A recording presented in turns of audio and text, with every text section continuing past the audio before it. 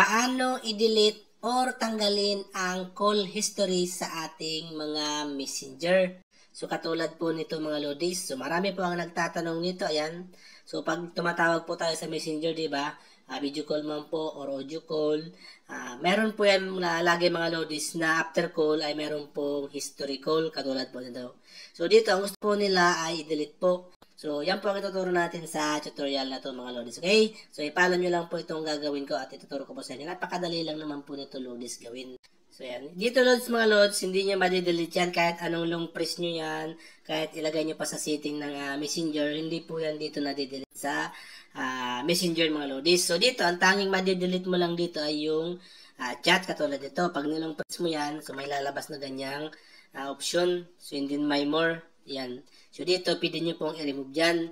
Pero pag call history, mga lodis, hindi nyo po yan dito ma-delete mismo sa messenger application. So, dito nyo yan, lodis, ma-delete. Sa inyo pong mga cellphone, mga lodis, ang gawin nyo po, pumunta po kayo sa Facebook Lite, okay? Facebook Lite po ang gagamitin nyo. So, wag nyo pong gamitin ang messenger. Ngayon po, mga lodis, sa bagong update ni Meta, ang iba po, hindi na po available ang Facebook Lite sa iba pong device. So, ang iba pong device ay available pa rin po ang Facebook Lite. Ngayon, mga lodis, kung wala na pong Facebook Lite sa inyong mga cellphone, pwede po kayong gumamit ng browser. Doon po sa browser, i-search nyo lang po ang Facebook and then ilagin nyo po ang inyong account. Doon po, pwede nyo rin po i-delete ang inyong mga historical. So dito, kung meron po kayong Facebook Lite, open nyo lang po and then ilagin yung account.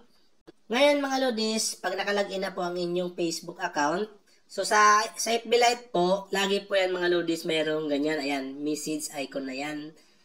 I-open nyo lang po yan.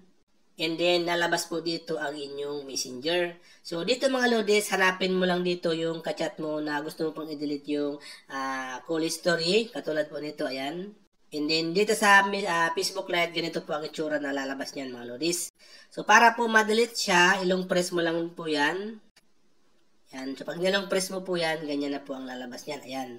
So, i-click ko po itong delete for me. And then, yes po. And then, ayan na po. So, pwede nyo po yung gawin lodis sa lahat ng call history dito sa inyong mga messenger. Ayan po, ayan. So, dito mga lods, so tingnan natin yan. So, ngayon, na-delete na po yung tatlo. Ngayon, open natin doon. Open ko doon sa isang messenger ko. Messenger dito sa normal messenger mga lodis.